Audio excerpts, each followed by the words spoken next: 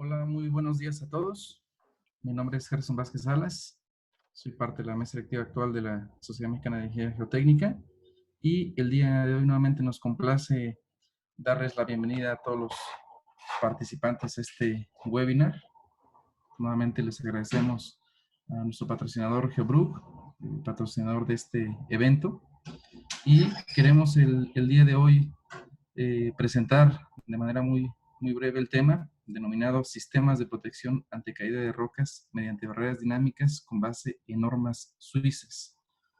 Nuevamente el doctor Roberto Luis Fonseca el día de hoy nos va a apoyar con la presentación, así como el ingeniero Javier Zúñiga Arriola, ambos miembros de la empresa GeoBrook, y a nombre del doctor Moisés Juárez Camarena, presidente de la SMIG, Mesa Directiva 2019-2020, damos por inicio a este curso y cedo la palabra al doctor Roberto Luis Fonseca, director tecnológico adjunto de Grupo GeoBrook. Bienvenido, doctor Roberto Luis. Muchas gracias. Ante todo, agradecer el apoyo de la Sociedad Mexicana de Ingeniería Geotécnica y darle paso a mi compañero Javier, que va a hacer una pequeña introducción sobre el grupo. Muchísimas gracias. Javier. ¿Qué tal? Buenos días a todos. Primeramente, agradecemos su tiempo por estar participando en este segundo webinar. El lunes 4 de mayo, tuvimos el primero con el título de Sistemas de Estabilización de Taludes mediante mallas de alto límite elástico, igualmente impartido por el doctor Fonseca. Y algunos participantes nos enviaron algunas preguntas. Durante el webinar se contestaron algunas de ellas, otras quedaron pendientes, pero ya se les han enviado directamente las respuestas a las preguntas que quedaron pendientes.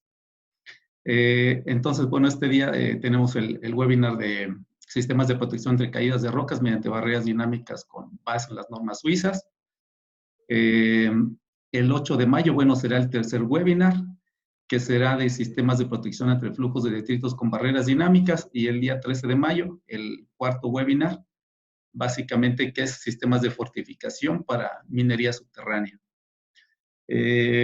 Ahorita, les voy a pasar a la siguiente diapositiva, simplemente para darles un panorama muy general de lo que es el grupo Brook y específicamente GeoBrook, para quienes sea la primera vez que nos están acompañando en esta serie de webinars. Básicamente, la empresa GeoBrook pertenece al grupo Brook. El grupo Brook, tiene varias empresas, que es varias divisiones, que es Cables Brook, Brook Ropes, Brook Pipes y Reedmeyer. Entonces, el Grupo Brook, se dedica al diseño, fabricación y comercialización de sistemas de protección contra caídos de rocas, de detritos y mallas de alto límite elástico para estabilización de taludes. El Grupo Fazer, se dedica a la fabricación de cables para teleféricos y algunas otras estructuras. Y Brook Lifting, que se dedica a la fabricación de cables y bandas para elevadores. Y la otra parte, que es Brook Connect, que se dedican a la fabricación de componentes eléctricos y electrónicos, sobre todo para aerogeneradores. Siguiente, por favor.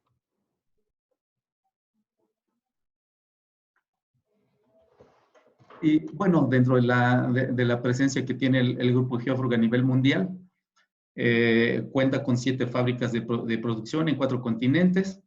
Y de donde nosotros proveemos todos los sistemas que proveemos a México, vienen de Albuquerque, Nuevo México, que es donde se tiene la fábrica.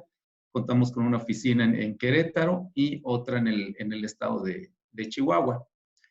Entonces, voy a ceder la palabra al doctor Fonseca, sin antes mencionar que, él es director tecnológico adjunto del grupo GeoBrook desde el 2015 a la fecha, y es director general de GeoBrook Ibérica S.A. desde el 2009 a la fecha. Entonces, doctor Fonseca, te cedemos la palabra y continuamos. Muchas gracias, Javier. Un fuerte abrazo. Muchas gracias a todos por la participación. El pasado lunes comenzamos con esta serie de webinars, que van a ser un total de 4.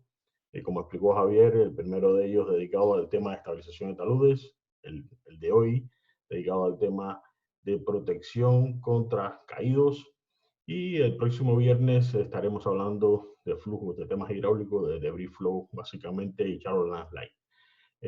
La próxima semana nos iremos un poco a tema de estabilización en el interior de minería, y nuestro colega Ismael Tafoya hará una introducción a este tema y a los nuevos desarrollos y el uso de las membranas de alto límite elástico en este tipo de solución. Como habíamos explicado el pasado lunes, la manera en que nos gusta hacer la división o la clasificación de las soluciones es en dos grandes grupos: soluciones de protección y soluciones de estabilización. Como habíamos señalado, las soluciones de estabilización las vimos en una primera instancia: estabilización superficial y estabilización con posibilidades de control global. Las vimos básicamente el lunes, y dimos algunos ejemplos y explicamos cuáles eran las ventajas de usar sistemas flexibles compuestos por un grupo de anclajes comerciales y mallas de alambre de alto límite elástico de más de 1700 megapascales para control de la estabilidad del talud. Hicimos un comentario también que las barreras de nieve servían para controlar los bloques de nieve, pero no hicimos alusión a esto, pero evidentemente estamos centrados en México y prácticamente no es necesario este tipo de solución. En la mañana de hoy vamos a ir al otro grupo de soluciones. Vamos a empezar con un grupo de soluciones relacionados básicamente con las medidas de protección.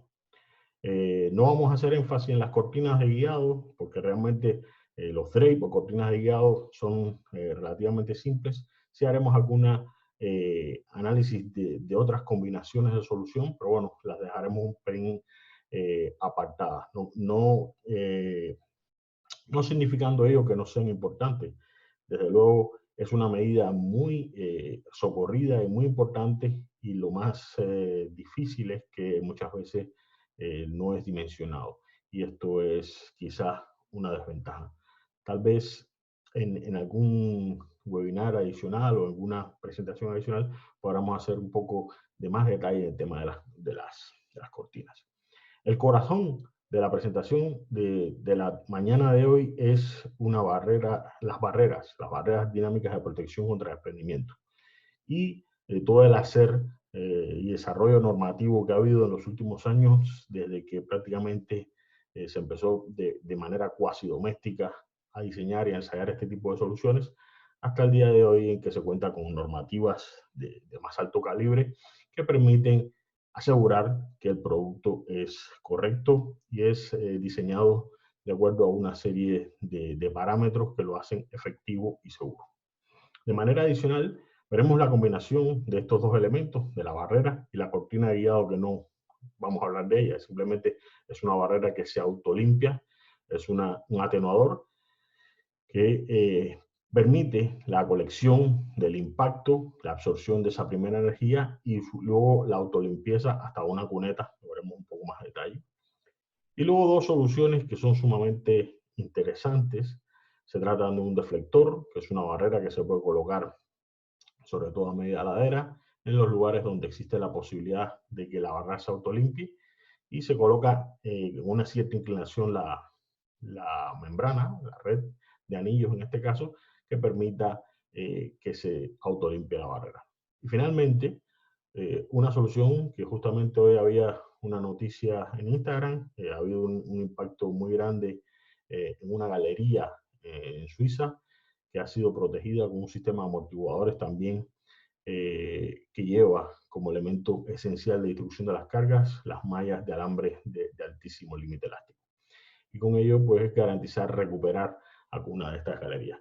Luego, estos son los 4 temas principales, pero el tema más importante será la barrera de roca, que hablaremos con mucho más detalle. Bien, Entonces, el contenido de la presentación un poco ya casi lo decía. Hablamos de la barrera, la evolución normativa, cuáles son los sistemas estandarizados según posibilidades de norma europea y según la norma suiza, que es el objetivo fundamental de esta charla, así como la situación actual, cuál es el estado del arte a fecha de hoy y en el futuro cercano, cuáles son las posibilidades de ir mejorando aún más, si se puede, el tema de la seguridad. Cómo se ha avanzado en dimensionamiento, las posibilidades 3D que tenemos en estos momentos, un pequeño caso de estudio donde hemos aplicado el concepto de zona de sombra, muy interesante. Los otros 3 elementos, los atenuadores, deflectores y amortiguadores como elementos adicionales de soporte. Algunas de las ideas que tenemos desarrolladas para monitorear este tipo de soluciones de barrera. Y finalmente Javier nos hablará amablemente de algunos ejemplos específicos de la geografía mexicana donde hemos colocado este tipo de barrera. Bueno, como introducción, evidentemente el concepto, que es un desprendimiento es un movimiento de masa, como los que hemos hablado anteriormente. Hablamos de los movimientos de inestables para inestabilidades de taludes, ya sean superficiales o profundas, pero el movimiento en masa que caracteriza un desprendimiento es un movimiento seco y sumamente rápido, es un disparo. Luego en el triángulo donde está el flujo de desplazamiento, el desprendimiento está en la esquina inferior izquierda, donde están las avalanchas, los colapsos y las caídas. Movimiento rápido y seco, básicamente. En función de su velocidad y su volumen, puede ser clasificado en una caída cuando son menos de 100 metros cúbicos y las velocidades son relativamente bajas, menos de 40 metros por segundo. Una avalancha es entre 100 y 100.000 metros cúbicos y un colapso es más de 1.000.000, ¿vale? Con velocidades muy altas, un colapso, etc. La caracterización es muy importante, es decir, para conocer, para poder diseñar una barrera, para poder ubicarla bien, hay que estudiar dentro de una trayectoria, que veremos posteriormente, cuál es la caída, el rebote, la rodadura de algunos bloques individuales. En general se analizan de forma individual, lo que no quiere decir que el impacto sea único. Es decir, normalmente es una carga concentrada a una alta velocidad, pero no tiene por qué ser en ningún caso un bloque único el que impacte la barrera. Pueden ser grupos de ellos. El volumen casi siempre, evidentemente, para considerar un caído o una caída de bloques es de menos de 100 metros cúbicos. Esto es un pequeño vídeo. El lunes tuvimos problemas con el audio. No sé, hoy he bloqueado todo el audio de todas las presentaciones. Algunas de ellas son interesantes verlas con audio, pero bueno, se escuchaba muy mal y parece que es preferible dejarlo de esta manera. Eso simplemente es un ejemplo de una caída. Bueno, las características, como decíamos, bueno, es un fenómeno que tiene un origen, tiene una trayectoria, una zona de deposición. El origen normalmente es la de arriba, es las zonas más altas del talud. La trayectoria puede ser variable. Aquí hay un ejemplo de 2 tipos de modelos de diseño que hemos usado históricamente. Hay una primera aproximación de un trabajo bidimensional, un programa de análisis bidimensional, el Rockfall, de la firma Dr. Span, que permite hacer un análisis de trayectorias en el plano. Luego, con el tiempo, es decir, los últimos desarrollos tecnológicos, han permitido una evolución muy grande, la aparición de los drones, la posibilidad de hacer modelos digitales en 3D con cierta facilidad y a un coste bastante razonable, ha hecho que los programas en 3D, como el RAMS Rockfall, que es este, nos permitan pues tener una perspectiva quizás un poco más desarrollada, un poco más amplia en cuanto a las trayectorias en 2 direcciones, es decir, no en el plano, sino en 3 direcciones, unas trayectorias que se pueden desarrollar también en una tercera dirección. Efectivamente, la trayectoria esta dependerá en gran medida de la topografía del terreno, por supuesto, de la geología, de los coeficientes de restitución de cada una de las superficies donde impacte, el tamaño y de la forma de los bloques. Lo iremos viendo más adelante. ¿Cuándo se convierte en un problema de desprendimiento? Cuando en la trayectoria del mismo, de la caída, hay una situación de vulnerabilidad. hay un problema de personas o infraestructuras que están en riesgo. Y ese es el tema que nos lleva a trabajar. Porque siempre y cuando hubiese un desprendimiento en una zona boscosa o donde no hay personas, pues no hay ningún problema. Sin embargo, cuando hay una estructura, cuando hay unas casas, cuando hay una vía de acceso a una villa o lo que fuera, un pueblo, pues es que eso se convierte en un problema. Quería poner esta parte de la presentación un poco para esclarecer o definir ligeramente desde el punto de vista visual en qué consiste la energía. Estas barreras normalmente se clasifican en función de la energía que son capaces de absorber sus elementos. Bien, de acuerdo a las normativas, ya veremos por ahí que las energías van de los niveles más bajos, desde 100 kilojulios hasta más de 4.500 kilojulios. Por ejemplo, en este caso que nos ocupa es un ensayo de un crash test de un vehículo ligero, un Volvo, que pesa aproximadamente 1,7 toneladas y que viajando a una velocidad de 50 kilómetros por hora obtiene una velocidad, una energía cinética de unos 160 kilojulios.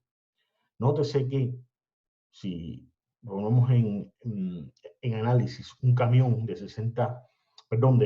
40 toneladas, un camión pesado, viajando a 60 kilómetros por hora, pues el valor energético podría ser de casi 6.000 kilojulios, 5.780 kilojulios.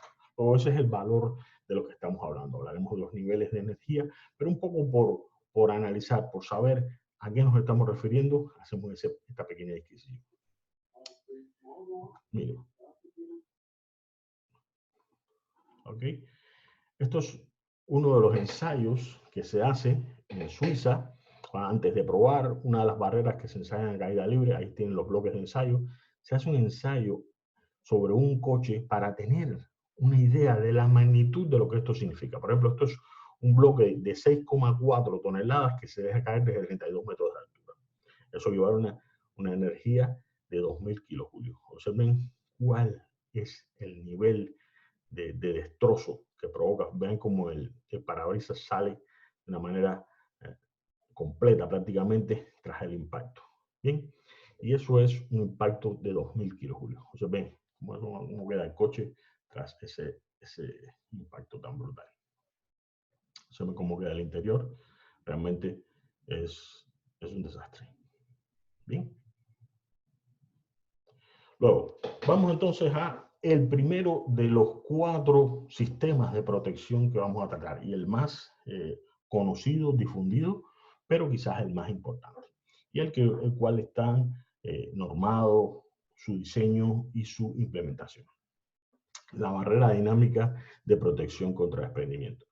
Bien, la barrera dinámica, evidentemente su función fundamental es detener un bloque que viaja con una cierta energía cinética que cae desde un lugar muy alto y su objetivo fundamental es detener este bloque antes de que arribe a una infraestructura o a un núcleo poblacional que queramos proteger. Desde el punto de vista de la forma de trabajo, pues estas barreras se denominan barreras dinámicas. En este slide queremos hacer una pequeña comparación, si cabe, de cuál es la aproximación de una barrera dinámica en cuanto a la absorción de energía se trata. Es decir, en qué se basa su principio de funcionamiento.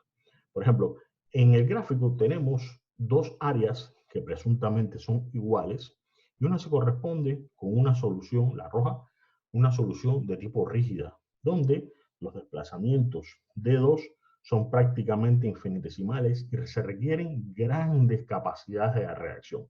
Esto es una solución rígida, como por ejemplo podríamos citar un muro de hormigón o de concreto armado, o un muro de gaviones, o un muro de escolleras. En cualquier caso, esa solución requiere una reacción de un valor muy importante, ya que el desplazamiento es infinitesimal y la absorción de energía es simplemente el área debajo de la curva de esfuerzo de formación. ¿Cuál es la diferencia con una barrera dinámica. Una barrera dinámica requiere muchísimo menos solicitaciones resistentes, en tanto en cuanto la deformación que ocurre durante el proceso de impacto, la absorción de energía se debe a esa deformación. Luego, con una reacción ligeramente pequeña y con una deformación, por supuesto, controlada muy grande, se puede lograr garantizar absorber igual o más energía. En este caso es la misma energía. Luego, la aproximación es garantizar a partir de una deformación grande, una reacción pequeña, la absorción de la energía y el correspondiente trabajo. Aquí, por ejemplo, vemos una solución rígida. En algunos casos todavía, alguna vez nos encontramos soluciones como muros de gaviones o muros de hormigón para intentar resolver problemas de caídos de rocas. Y esto realmente, desde el punto de vista energético, es realmente poco racional, pues no garantiza absorción de energía prácticamente. Es decir, tendría que tener mucha resistencia, mucha capacidad resistente, mucha capacidad de soporte para poder detener un bloque. Evidentemente, en este caso hay un fallo. De igual manera, en muchos lugares se pretende el uso de mallazo electrosoldado con perfiles metálicos como barreras rígidas. Evidentemente, la capacidad de absorción es muy poca porque la capacidad de movimiento, de deflexión de esta malla electrosoldada es nula. Luego se generan unas solicitaciones muy grandes que cortan, que fallan, ya sea acortando o punzonamiento de estas mallas. ¿Cuál es el rango de estas medidas de protección y en qué entorno se trabaja? Bueno, aquí hay un análisis que habla, por una parte, en el eje de las abscisas y de las ordenadas, tenemos ploteado la capacidad de absorción de energía contra el presunto valor monetario, los costes. En principio, existen unas barreras estáticas parecidas a estas que hemos puesto ahí, donde están sin diseño, prácticamente fabricadas de manera doméstica y que pudieran llegar a alcanzar los 30 kilojulios. Son barreras estáticas, incluidos ahí todos los muros que se pueden realizar con gaviones, muros de hormigón, etc. A partir de estos valores, pues ya empiezan las barreras flexibles. GeoGroup tiene dos líneas de barreras flexibles, unas que se denominan GBE, que veremos en qué consisten, que van desde 100 hasta 3000 kilojulios, y otra línea que llega hasta los 10.000 kilojulios, que es la RXG, que justamente es compatible con la norma suiza.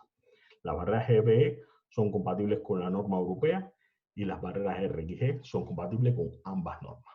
Posteriormente existe la posibilidad, y lo veremos en el ejemplo de análisis que tenemos al final, de usar caballones o terraplenes de tierra, cuya capacidad de absorción de energía incluso puede llegar a ser mayor de 10.000 kilojulios, pero su posibilidad de ejecución en muchos casos en carreteras de montaña resulta extremadamente complicado. Luego están, en términos de coste, las galerías de hormigón. Las galerías de hormigón, que ya vimos que su capacidad de absorción de energía está bastante limitada, entre 2.000 y 3.000 kilojulios, y que una de las cosas que hemos hecho en los últimos años es desarrollar unas soluciones de protección, unos sistemas de amortiguación que garanticen incrementar su capacidad de absorción. Luego, sin lugar a ninguna duda, las barreras flexibles de protección contra el desprendimiento o barreras dinámicas son la mejor solución cuando se habla de una relación ingenieril de coste-efectividad. ¿Cómo ha evolucionado la normativa en este sentido? Bueno, desde hace muchísimos años, desde el año 61, se empezaron a hacer ensayos dentro de las instalaciones de manera doméstica. Esto es una barrera, primero, una barrera de avalanchas de las primeras que se desarrolló, cargadas con bloques para ver la carga estática que eran capaces de soportar. Luego hicieron algunos ensayos de caídas directas en el año 62, directamente en las instalaciones de la propia fábrica. Hasta el año 75 se estuvieron haciendo algunos ensayos de manera doméstica que veremos a partir del año 85 y hasta el 2000. Se trabajó en el primero de los teleféricos inclinados, que está ubicado en el lado de los Cuatro Cantones en Becquerel, desde desde el año 2000. Ahí se hicieron algunos ensayos de tipo inclinado, y fue a partir del año 2000, que en el 2001 justamente, que se desarrolló el primero de los polígonos de ensayo a caída libre, que es el que garantiza realmente, como pues veremos a continuación, que el ensayo sea repetible y que haya igualdad en las condiciones que se comparan los productos. Es muy importante garantizar, es decir, este elemento para poder establecer realmente este tipo de comparaciones. Veamos pues primero los ensayos. Este es un ensayo también doméstico en el patio, bien, de almacén a cielo abierto de una de nuestras fábricas en Bruck, en Suiza. ¿Ven? Esto es otro ensayo, la protección, observen cómo cayó el bloque, demás. Un poco más allá, también en los Estados Unidos, en el año 85, hicieron algunos ensayos tratando de impactar, pero observen que es difícil. La repetitividad es compleja porque el bloque incluso se rompió antes de impactar la barrera, con lo cual quedamos un poco sin resultados ni sin saber exactamente qué fue lo que pasó. Incluso un bloque pasó por encima de la barrera. Esto es en el 91. También igual, difícil de medir, se lanza con la excavadora, pero la velocidad es difícil de poder calcular, difícil de poder estimar con detalle. Estos son otros ensayos, en 91, que se hicieron a estas barreras rígidas hechas con traviesas. Observen que son realmente muy poco efectivas. Estos son los ensayos hechos en el año 98. El primero eran las certificaciones. El WCL nos emitía unas certificaciones con barreras, por ejemplo, desde 250 kilojulios hasta 2000. Esto es del año 98. Un ensayo. Esto es uno de los buenos ensayos que se hicieron en el lago de Beckenried. Observe cómo impacta la barrera y cómo los elementos de frenado que utilizábamos en ese momento, que eran anillos de frenado, se ponían en disposición, se elongaba la barrera hasta a un máximo valor y se detenía el bloque. Esto estaba limitado a una velocidad de aproximadamente 27 metros por segundo. Observen uno de los elementos de frenado cómo quedaba. Uno de los ensayos más importantes que se hacía en ese momento. Esto es un ensayo con teleférico cuasi horizontal, inclinado, hecho no por GeoGroup, esto es hecho por la competencia. No se observa bien, pero hay una fricción muy grande en el cable que guía el bloque y realmente hace que los valores de energía que se tienen calculados pues no respondan realmente con la realidad.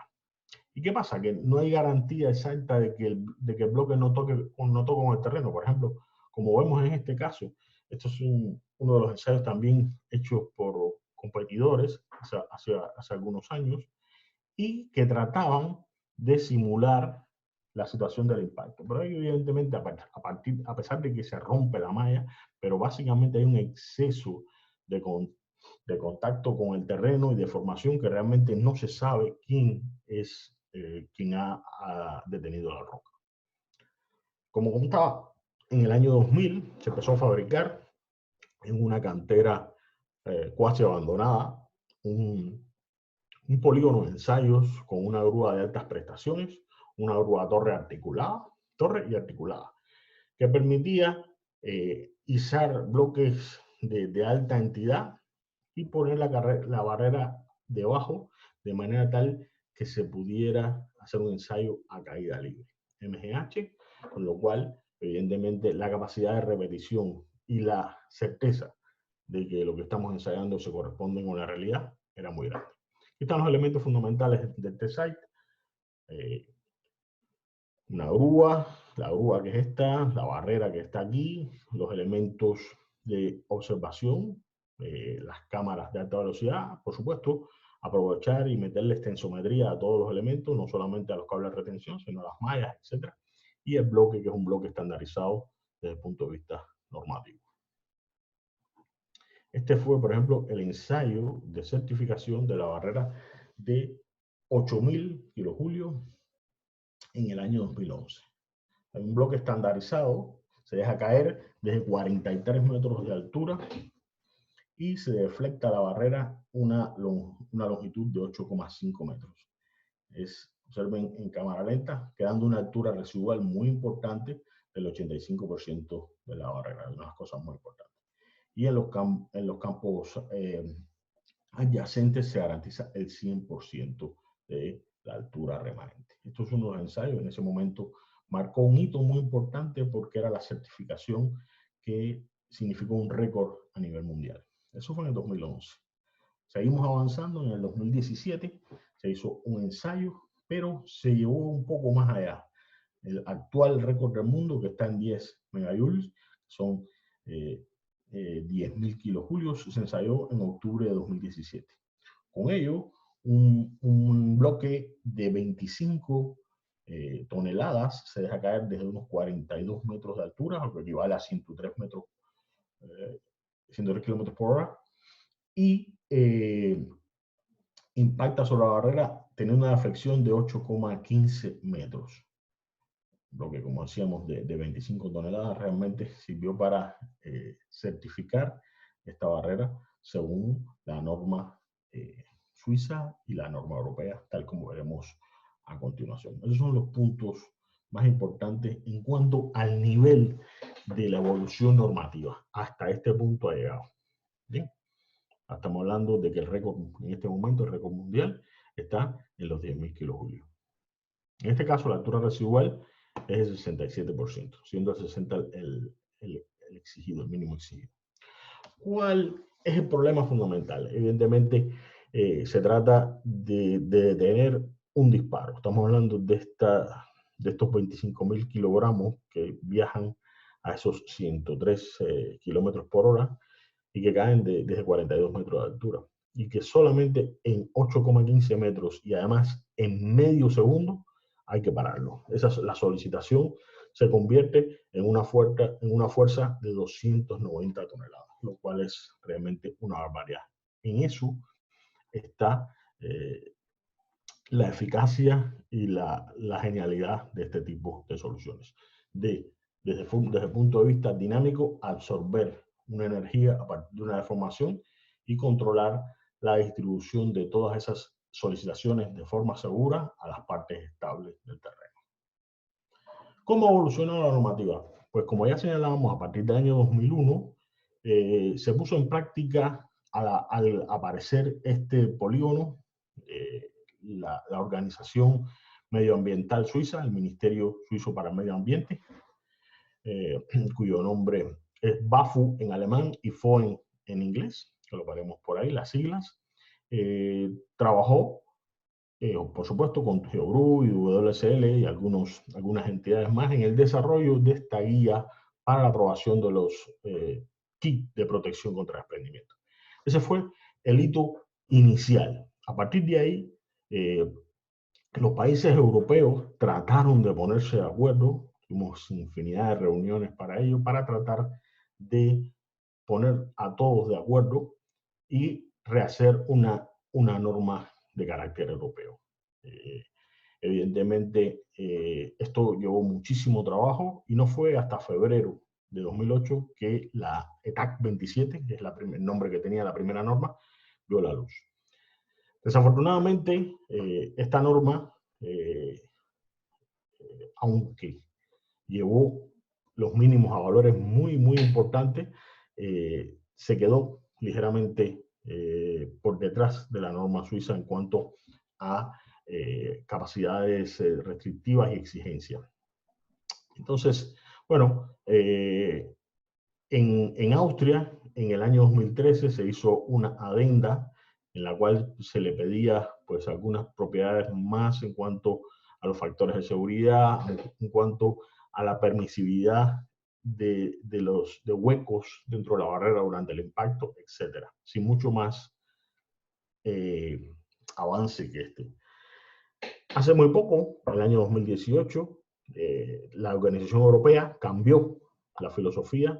La ETAC 27 pasó a ser una EAD, un documento europeo de aprobación, y apareció esta directiva, la 34.059.00.0106, que es la que está vigente a día de hoy. Entonces, vamos a comparar un poco uno de los objetivos rápido. ¿Cuáles son las diferencias entre la norma esta europea que existe ahora, esta EAD, y la norma suiza, que aún se mantiene la de 2001, con unas simples variaciones de 2006? Por ejemplo, aquí están los valores de dimensiones de los bloques y la clasificación. Lo más interesante es que la densidad aquí puede ser de 25 a 30 en caso de la europea, y en caso de la suiza, la densidad del bloque tiene que ser 24,5. Eso es un detalle. Las categorías van de 0 a 8 y de 1 a 9. Es prácticamente lo mismo, es un problema semántico, no tiene mayor importancia. Lo único que hay es un pequeño desfase, lo tenían que haber pensado. Pero bueno, en fin, eso es menor. Interesante que la energía de servicio es 1/3 de la energía máxima en el caso de la europea, y en el caso de la suiza, la mitad, el 50%. Luego, la suiza en este tema es más restrictiva en cuanto a la energía de servicio. Lo que hablábamos con anterioridad, cuando estaba poniendo los ejemplos, en Becquerel, por ejemplo, solo se podía llegar a 27 metros por segundo con una velocidad máxima de 30 metros por segundo. En algún caso era muy difícil llegar a valores de energía con paramento inclinado o con teleférico inclinado de más de 2000 kilojulios.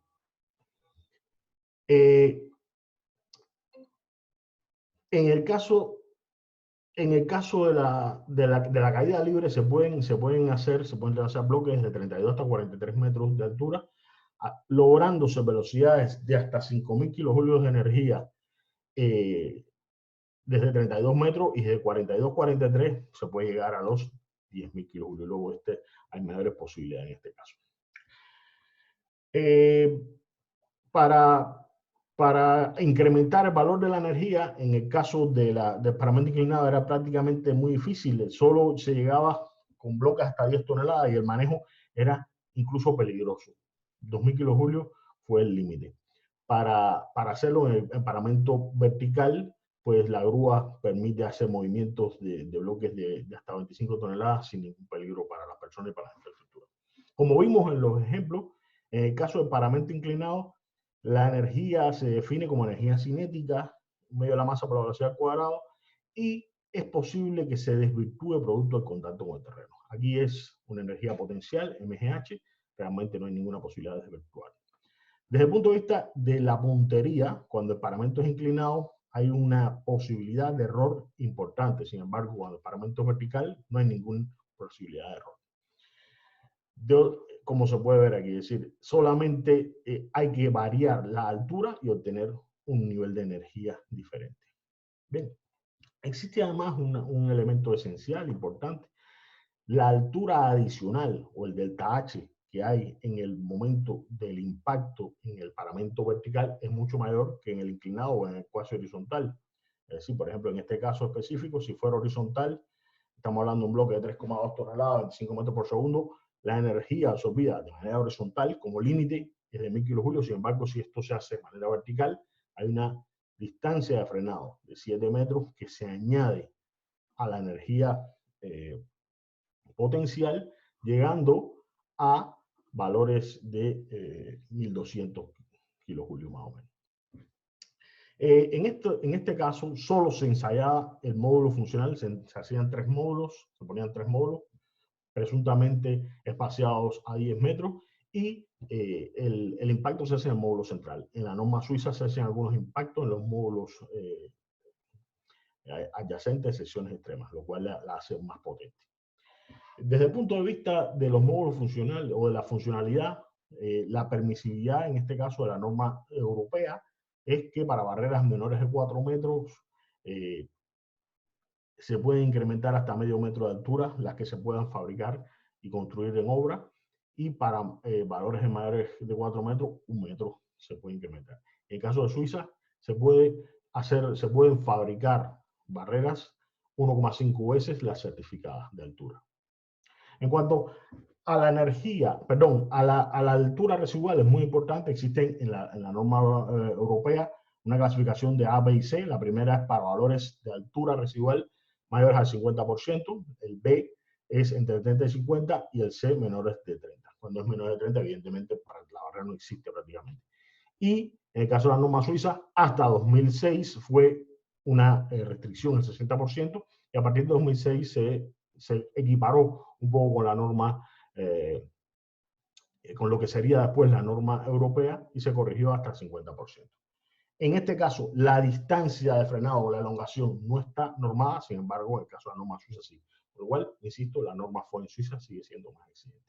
Pero las consideraciones más importantes, la norma suiza fue la primera de carácter internacional, a nivel mundial. Es un proceso de ensayo unificado, el ensayo es vertical, es repetible, considera mantenimiento de la barrera, la clasificación, hay requisitos mínimos, se impacta con bloques pequeños y en las sesiones extremas. Sin embargo, en la norma europea, aunque fue la primera a nivel europeo y fue multinacional, es un estándar mínimo, de verdad, bueno, tiene la posibilidad de comparar procedimientos, etcétera. Hay posibilidad de interpretar resultados y tiene las definiciones más o menos claras. En principio, más o menos así.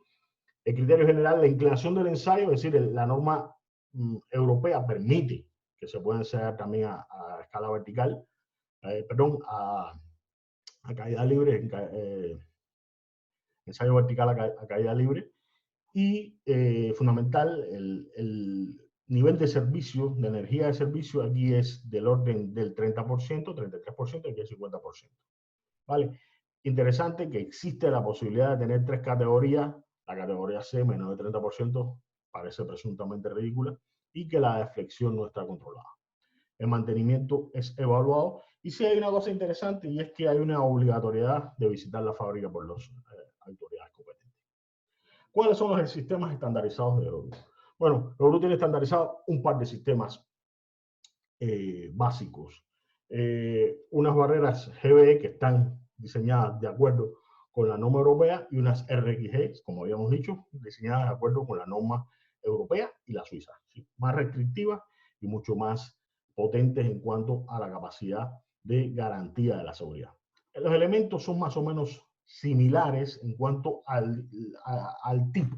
Es decir, es una estructura, una superestructura o una infraestructura presuntamente compuesta por un conjunto de postes y un conjunto de cables en cuyos extremos hay unos elementos de frenado, que hagamos referencia, y una malla o red de interposición. La diferencia fundamental desde el punto de vista visual es que la GBE, la red de interposición, es una malla romboidal o una red romboidal de tipo Teco o Spider, y en el caso de la RG, la malla de interposición es una red de anillo tipo Rocco. Las diferencias desde el punto de vista del detalle, por supuesto, el dimensionamiento racional y el diámetro de todos los elementos de los postes, es decir, las dimensiones de los postes, el diámetro de los cables, el tipo de elemento de frenado, así como los anclajes al terreno, irá variando e incrementándose de manera paulatina en la medida que se llega a valores mayores de energía. En cuanto a las cimentaciones, bueno, las cimentaciones pueden, en el caso, por ejemplo, específico, un ejemplo para barreras de 1000 kilojulios, hay un cable de retención al monte que está anclado a un anclaje flexible, que con posterioridad veremos. Hay anclajes en la base, hay una placa articulada, hay una cierta cimentación de hormigón en el caso que el terreno así lo requiera, y un sistema de anclajes para garantizar la transmisión de las solidarizaciones a la parte interior del talud. En el caso de que el terreno sea quizás más competente, se ancla directamente a la superficie y simplemente la cimentación de hormigón es muy ligera, es prácticamente un hormigón de nivelación. Hay una placa base articulada con un elemento pin que garantizará la rotura en caso necesario de un impacto directo en el poste. Anclaje igual y poco más. También existen, y hasta 1000 kilojulios básicamente, barreras que no tienen cables de retención. Es realmente una especificidad necesaria en algún caso cuando el trasdojo de la barrera es necesariamente visitable. Luego se denominan GBEAR, básicamente, y su objetivo fundamental es que no haya cables de retención. Evidentemente, los postes serán empotrados y no articulados, y esto haría que la sección transversal de ellos sea ligeramente mayor. Las solicitaciones, la transmisión de la solicitación será mediante anclajes a la base, básicamente como los que se muestran ahí. Luego, como habíamos dicho, existen este par de series de barreras. Una de ella. Esto, por ejemplo, para el mismo nivel de energía, desde el punto de vista visual, esto es con una malla de alambre de alto límite elástico, por supuesto, de tipo romboidal. En este caso es una malla teco, porque es una barrera de 1000 kilojulios. Y esto es una malla que tiene, una barrera que tiene red roco como elemento de interposición. Aquí ven que además de hacer ensayos en el terreno, por supuesto, se trata de trabajar con la simulación para obtener desde el punto de vista matemático cuál es la distribución más adecuada de las solicitaciones en los puntos diferentes de la barrera y poder así ayudar a hacer el dimensionamiento. Luego, el proceso de diseño es básico, se hace un diseño inicial, una simulación, se optimizan los elementos a partir de esta simulación y luego finalmente se confirman los resultados con un ensayo a escala natural. Este es el ejemplo de una barrera hecha con mallas de alambres romboidales y este es el ejemplo de una barrera hecha con anillos tipo roco. Bien, la diferencia de los diseños pues más o menos es clara, es decir, esto es una barrera un poco más potente en cuanto a su capacidad de seguridad, pero incluso, por supuesto, llegamos hasta 3000 kilojulios con las GBS y con las RXG llegamos hasta 10.000 kilojulios. El procedimiento es el mismo, un diseño, una simulación con elementos finitos, puede ser abajo, puede ser rock, faro o cualquier elemento, programa que permita hacer la simulación. Se procede a la optimización y finalmente se confirma con ensayos a escala natural siguiendo las normativas tal como habíamos dicho. Bueno, la barrera GBE, un poco más en detalle. ¿Cuáles son los elementos? Como habíamos dicho, pues unos cables que en su extremo tienen unos elementos de frenado que llevan las cargas, las solicitaciones hasta los puntos de anclaje al terreno. Un poste articulado o no en la base y una red de interposición. Esta red de interposición puede ser una malla de tipo teco o una red de spider. En los puntos de transmisión de solicitaciones de un paño a otro se colocan unas poleas como estas que están aquí y poco más. En la parte trasera hay unos cables de retención a monte, que llevan la solicitación hasta estos anclajes flexibles. Esto es una vista de la placa base, con el punto aquí de anclaje articulado, y esto es una vista general de freno, con algunos ejemplos de barreras de estas instaladas.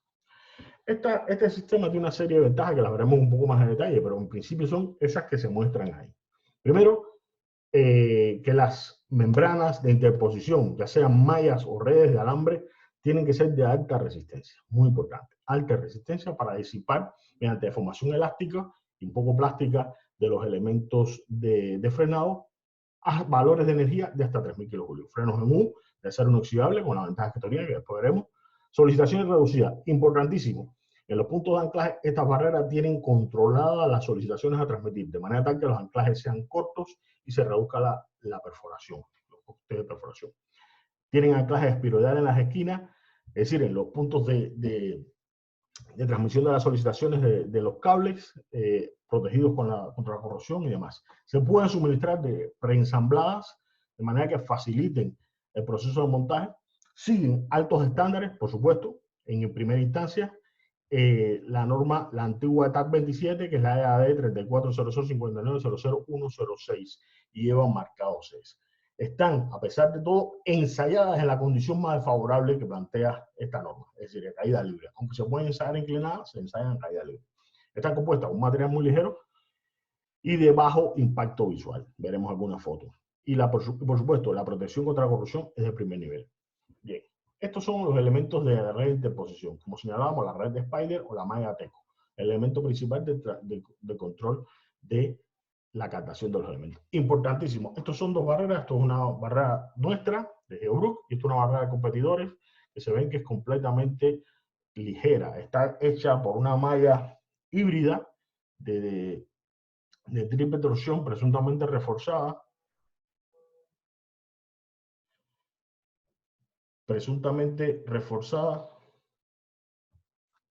Con cables horizontales. Realmente es muy difícil que una malla de aviones pueda resolver esta fuerza tan grande, realmente. Bien, ¿cómo es posible? Pues bueno, es muy difícil que 18 toneladas puedan recibir un impacto en este tipo de malla. Ya habíamos puesto este vídeo el lunes habíamos puesto para ver cuál es la posibilidad que tienen estas mallas hexagonales para resolver impactos realmente importantes. No, como se puede observar, traspasa la malla, el bloque, sin que pase nada. ¿Qué ocurre cuando esta malla se refuerza con esos cables verticales de 8 milímetros? Pues nada, pasa un poco más de lo mismo. ¿Cuál es la diferencia cuando se trabaja con una malla de alto límite elástico? ¿Por qué alto límite elástico? Una malla Ateco G65, por ejemplo, como esta. Bien, observen que hay una deformación elástica muy importante, que el bloque es retenido perfectamente. Ahora, incluso con una malla un poco más potente, vamos a ir allá. Una malla de G65 de 4 milímetros. Observen, la capacidad de deformación elástica es mucho mayor. Un rebote prácticamente 100% elástico. Bien, ahí lo dejamos. Luego, es muy importante que la malla sea de alta resistencia. Tuve un ejemplo fortuito, una casualidad, en una barrera que instalamos en el País Vasco, un camión, un dumper, se cayó por un terraplén hacia abajo, había una barrera que no estaba previsto que fuera para eso, y lo detuvo. Evidentemente, no nos puede mentir, el camión estaba vacío, pero viajaba a una cierta velocidad y el propio peso propio del camión era muy elevado. La resistencia a esta membrana que se utiliza para esta malla es de alrededor de los 190 kN por metro, con lo cual hace que sea muy resistente a este tipo de impacto. Luego, uno de los elementos indispensables para garantizar el funcionamiento adecuado de la barrera es el uso de estos elementos de frenado. Este es el freno en U. Observen que simplemente es un pasador que está imbuido en una caja y a través del cual se pasa una varilla de acero inoxidable. Es importante una varilla de acero inoxidable porque su recubrimiento no va a fallar en el momento del trabajo. Es decir, va a tener una vida útil muy importante. Es de acero inoxidable, como decía. Luego, en general, la energía debajo de la curva normalmente es un medio de la fuerza por el desplazamiento, ¿no? Pero en este caso es muy eficiente el freno en tanto en cuanto los valores máximos de fuerza se adquieren a unos pequeños desplazamientos, con lo cual hay una posibilidad muy amplia de absorber energía a partir de los suelos. Existen otros elementos de frenado de los competidores que no son efectivos en tanto en cuanto muchos de ellos no son de acero inoxidable, son galvanizados y en cuanto se ponen en función, por pequeño que sea la función, pues pierden sus características y propiedades. Otros de ellos, también de los competidores, tienen la desventaja que se pueden activar incluso en el proceso de montaje. Es decir, no solamente cuando estás trabajando la barrera, cuando hay un impacto, sino cuando se está montando, algunos de ellos son relativamente débiles y se ponen en funcionamiento. La solicitación reducida de los puntos de anclaje es una cosa importante, un reclamo muy interesante de los contratistas. Para ello, estas barreras es un análisis especial, las tipo GBE, y las solicitaciones en los puntos de anclaje son las mínimas posibles, de manera tal que las longitudes de los anclajes sean lo mínimo posible. Los anclajes flexibles en los extremos, espiroidales, son muy útiles en cuanto garantizan la transmisión de las solicitaciones y evitan que se generen esfuerzos acortantes en los puntos de anclaje. En los casos en que haya que usar barras autoperforantes, porque las características del terreno así lo exijan, es imprescindible la combinación de las cabezas flexibles, los cabezas flex, con las barras autoperforantes. Esto garantiza la transmisión de la solicitación de una manera adecuada. El presamblado, sin duda, es muy importante. ¿Por qué? Porque ayuda a los contratistas a trabajar de una manera más rápida y eficiente. Esto es una de tipo AR y esta es una de tipo normal. Esto es una GBI. Bien, es fácil, entre comillas, por supuesto, es muy sencillo hacer el proceso de montaje como la apertura prácticamente de una cortina. Este sistema está certificado siguiendo la EAD que hemos señalado y a caída libre, igual que los elementos de la norma suiza, es decir, siguiendo el mismo protocolo de exigencia de la norma suiza, pero tiene carácter europeo. La instalación es fácil, como ven, desde el punto de vista visual, es muy agradable, no requiere maquinaria pesada y es prácticamente invisible desde el punto de vista visual. La resistencia a la corrosión es muy importante. Hay dos elementos dentro de la resistencia a la corrosión, hay dos elementos importantes. El tipo de recubrimiento y la influencia física del diámetro. Por supuesto, en vez de usar redes de cable o cables en los elementos de interposición, se usan se usan alambres. Al ser alambres, pues el diámetro es mucho mayor y la capacidad física de protección contra la corrosión es muy alta. De otra manera, también ha evolucionado en gran medida la protección contra la corrosión, pasando del galvanizado solo al añadido de zinc aluminio y al añadido de zinc aluminio magnesio. Con lo cual se ha ido evolucionando de una manera muy grande y las posibilidades que hay actualmente de protección contra la corrosión son muy elevadas. ¿De qué depende? Por supuesto, la vida útil va a depender de dónde ubicamos esta barrera. Bien, si es en una zona seca, fría, con un ambiente corrosivo de muy baja contaminación, por ejemplo, el C1, realmente la durabilidad será mucho mayor que si se trata de un ambiente C5, CX, donde son situaciones extremas. Por ejemplo, un ambiente CX se trata de un offshore, una alta contaminación, por ejemplo, dentro o muy cerca del litoral marino. En esos casos donde la corrosión es un elemento muy importante, pues hay posibilidades de dar solución a partir del uso de materiales inoxidables.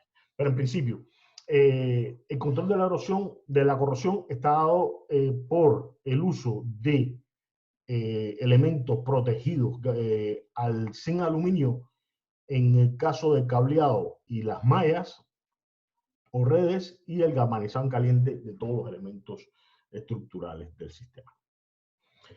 La segunda serie, que es la serie que además de estar ensayada a partir de la norma europea, está certificada por la norma suiza. Bueno, en principio, los elementos son similares. Evidentemente, es más robusta la barrera, el dimensionamiento es ligeramente diferente, aparecen unos cables de transmisión adicionales, pero el elemento visual más importante es este que está aquí.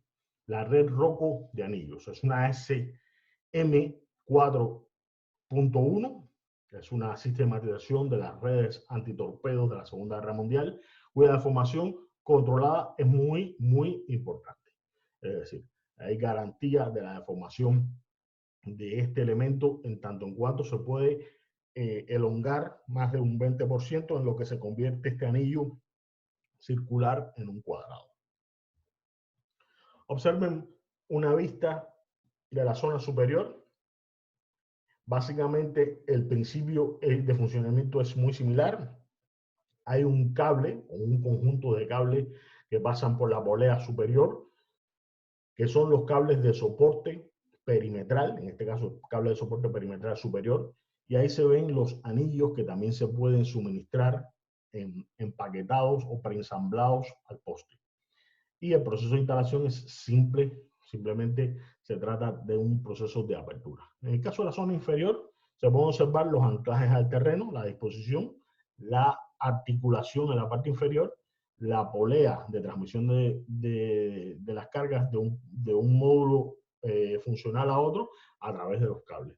Y el sistema de anclaje. Observen como detalle que hay uno de los anclajes que trabaja con presión, con lo cual sería un micropiloto, y el otro tracción, que sería realmente un anclaje. Ventajas de este tipo de barrera, pues es más robusta, la más robusta y segura que hay de mercado como serie. Tiene la red de alambre de acero de alta resistencia que permite solicitaciones de hasta 10.000 kilojulios. El mismo freno en U. Hay un elemento importante que es el control deformacional. Con ello se puede garantizar que las deflexiones sean relativamente bajas y controladas. Se usan los mismos anclajes similares, se pueden además preensamblar y, a diferencia de las otras, están ensayadas y certificadas de acuerdo a las normas más exigentes del mundo, que son las normas suizas, según hemos señalado. ¿Sí? Es un material ligero, de bajo impacto visual y tiene protección contra la corrosión de primer nivel. Observen, en este caso es la red de anillos Rocco, que sirve para transferir todas las solicitaciones a los puntos estables del terreno. Y esto es una comparación con otro. Esta es la red Rocco y esto es una red del competidor, una red hecha con cable de acero. Observen que si uno de estos cables se rompe, es muy difícil que funcione la barrera. Luego, en el caso mismo, por ejemplo, si fuera una barrera de 10.000 kilojulios, lo que habíamos señalado, que tenía que aguantar esas 290 toneladas, pues realmente es muy difícil que una red de estas propiedades, que está compuesta incluso por un único cable que va y vuelve, pues sea suficiente para este tema. Además, desde el punto de vista de transmisión de las solicitaciones, estos anillos son mucho más eficientes en cuanto son capaces de transmitir las solicitaciones de una manera adecuada sin errores. Luego, esta red de anillos es capaz de soportar más de 180 kilómetros de carga por cada anillo, con lo cual se pueden imaginar que tiene una resistencia de tracción como elemento de conjunto muy elevada, más de 40 toneladas por metro lineal, por ejemplo, una Rocco de 19.300. Rocco es el nombre comercial de esta red de anillos. El sistema de frenado es similar, guarda el mismo tipo de sistema, el sistema de transmisión de la solicitación es el mismo. Y lo que habíamos hablado, es importantísimo que las distancias de frenado son controladas. La deflexión es controlada. Aquí aparecen las deflexiones para los valores desde 500 hasta 10.000 kilojulios, que varían entre 3,6 y 8,5, 8,15. Observen que la barrera de 10.000 kilojulios está optimizada incluso con respecto a la 8.000 desde el punto de vista de la deflexión máxima. Es decir, que en 8 metros se garantiza la absorción de un bloque de 25 toneladas que viaja a más de 100 kilómetros por hora. Instalación fácil, desde el punto de vista visual, tiene muy poco impacto y es relativamente simple su proceso de instalación.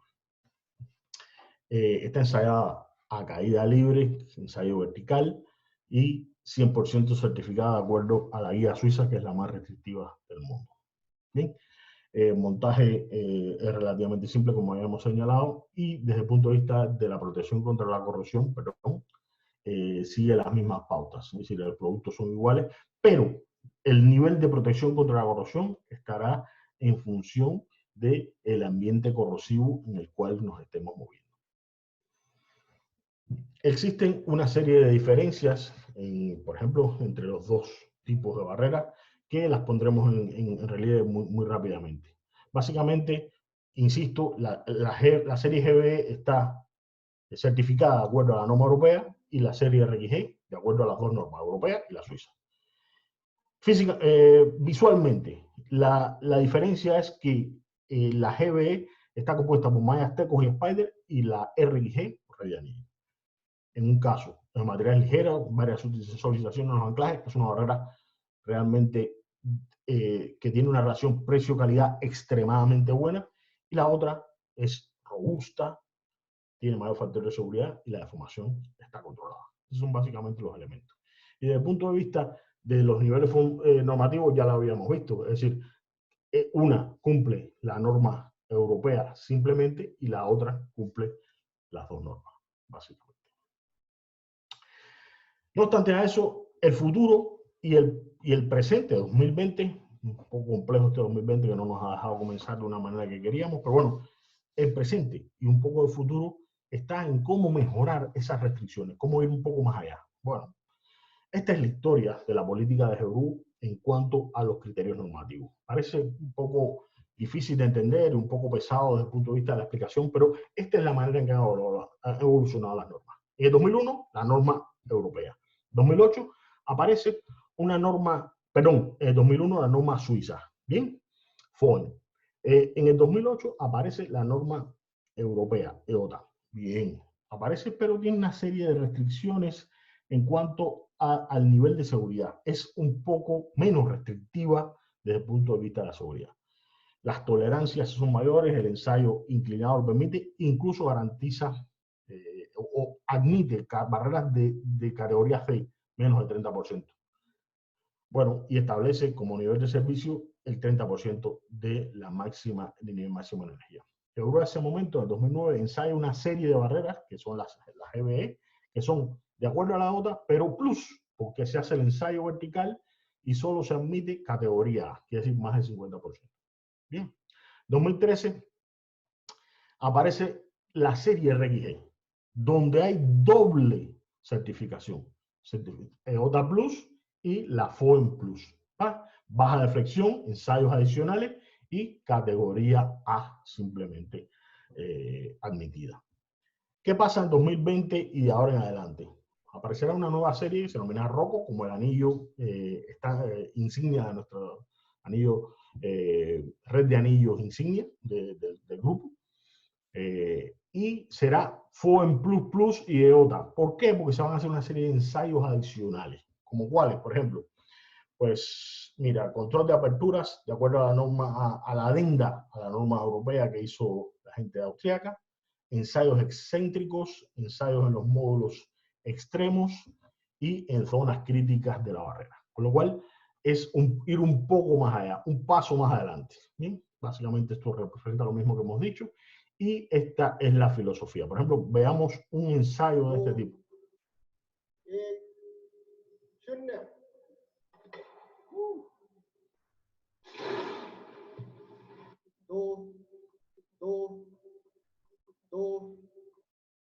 Bueno, el tema de la barrera. Observen que el impacto no es en el centro del módulo, sino es excéntrico. Bien, eso es una propiedad adicional, porque los bloques nunca caen en el centro de la barrera. Luego, desde el punto de vista de las restricciones, es un avance. El otro tema es otro impacto.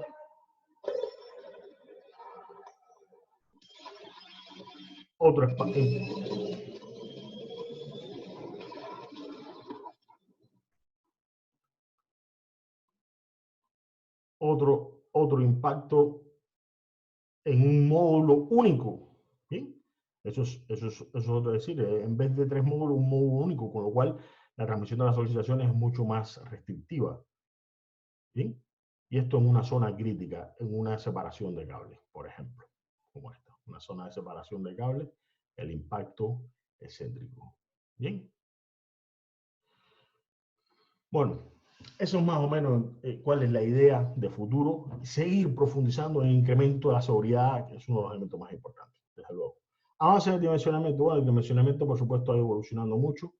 Se sigue como regla general las restricciones que establecen las normas más importantes. Hay que, desde luego, revisar desde el punto de vista estático las barreras y evaluar el nivel de riesgo. En caso de los niveles de riesgo más importantes, pues es bueno utilizar las últimas tecnologías. Hay una recomendación de los factores de seguridad de esta adenda austríaca que son interesantes de considerar, que depende el lugar donde esté y el factor de seguridad se puede utilizar, es propio, es adecuado. Y luego, bueno, un pequeño repaso a la simulación. La simulación 2D es archiconocida, se establece cuáles son los valores de energía a partir de conocimiento de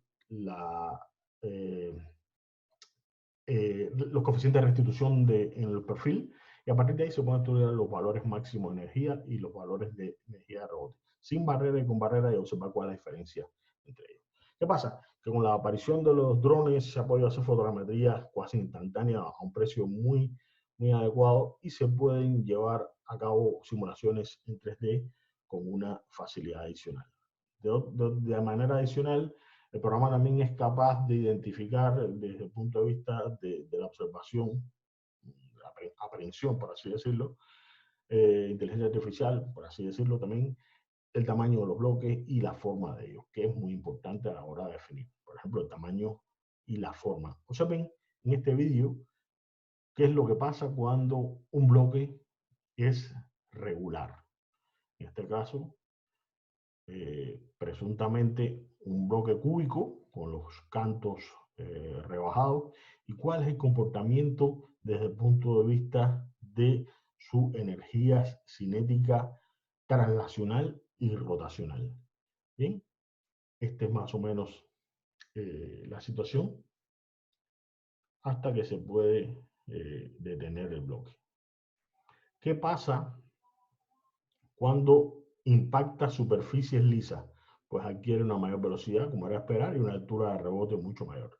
Son ensayos para observar, para calibrar los coeficientes de rebote en función del tipo de superficie a las cuales nos enfrentemos. Eso es sumamente importante.